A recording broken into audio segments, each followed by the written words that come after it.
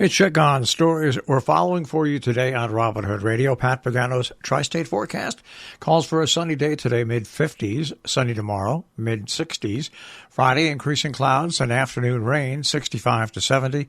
And then the rain will taper to showers on Saturday, windy, about 60. We'll get the full details on our Tri-State Forecast coming your way in just a few moments.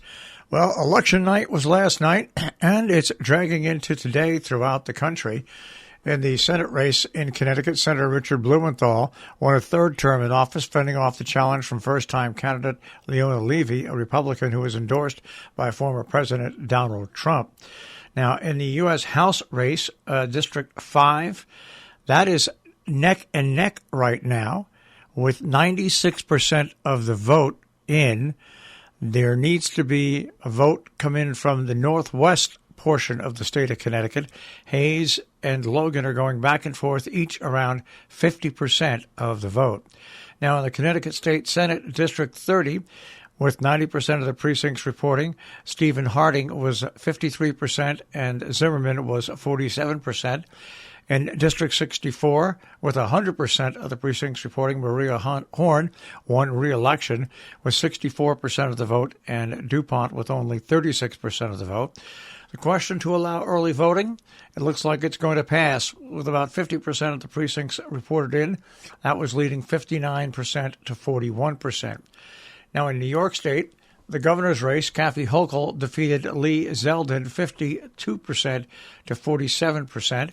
Sean Patrick Maloney trails Mike Lawler as Westchester returns still to be counted. Lawler, part of the cadre of young Hudson Valley Republicans, had a substantial lead early Wednesday evening over five-term incumbent Sean Patrick Maloney, one of the Republicans' biggest targets nationally. Speaking to his supporters at 2 a.m., Lawler said he was not quite ready to declare victory, but said when all the votes were counted, he would prevail. It appears Dutchess County and the city of Poughkeepsie will have new leadership following the election day, in which Republicans had success in the Mid-Hudson Valley. Republican Mark Molinaro, the Dutchess County executive since 2012, declared victory and held a commanding lead with all voting precincts reported in a race to represent the 19th Congressional District, an area which no longer includes Dutchess. Molinaro granted 50.25% of the vote, counted on Tuesday, while Ithaca Democrat Josh Riley received 48.07. Riley did not concede as of early this morning.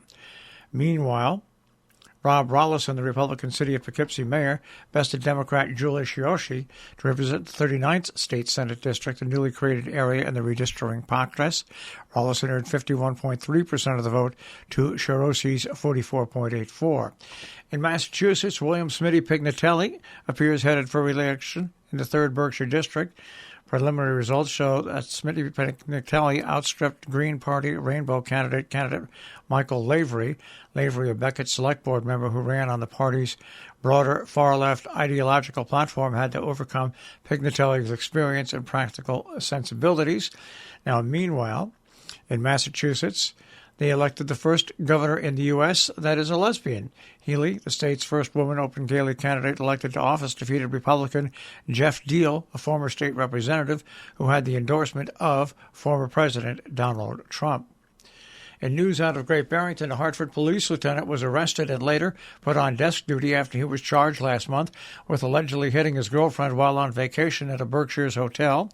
Hartford, Connecticut police Lieutenant Louise Rees was charged with a count of assault and battery on a family or household member after midnight on October 23rd.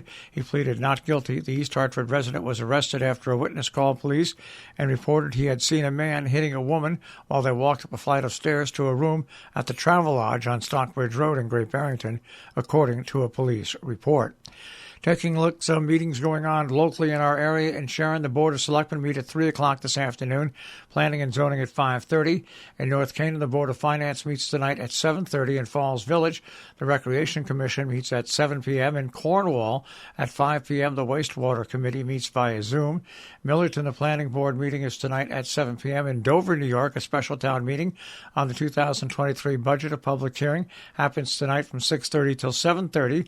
In Hillsdale, the Town Board board in the town of Hillsdale will meet and hold a public hearing on the budget in Hillsdale, New York. That happens tomorrow prior to the town board meeting at 7 p.m.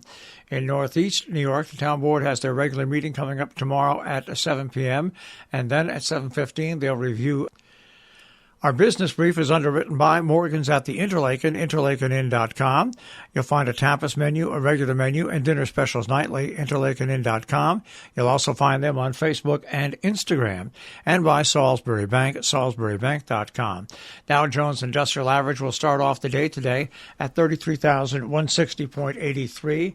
The NASDAQ starts off the day today at 10,616.20, and the S&P 500 at 3828.11. We'll check the tri-state forecast. That'll come up in